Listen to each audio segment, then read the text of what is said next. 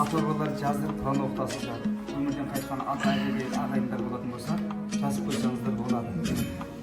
Өткен жаңағы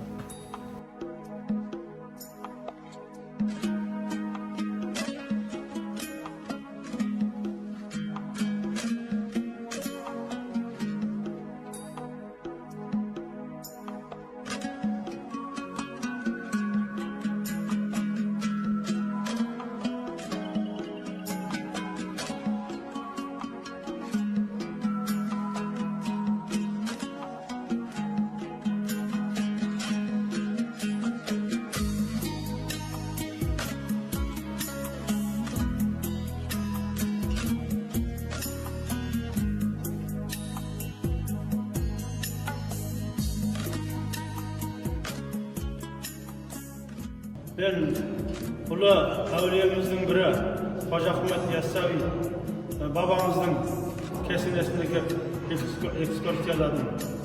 Осы байланышта біздің ұлтымыздан шыққан барлық патшамызда, бағланымызда, билерімізде, төрелеріміз барлығының қалай көбінің сүйегі осында екен. Демек, біздің ұлтымыздың рухы осы жерге жиналды, әруағы осы жерге жиналды деген сөз. Бұл ұлтымыздың ұлыларының әруағы, олардың рухы менің ұрпақтарымды қолдаса екен дейді.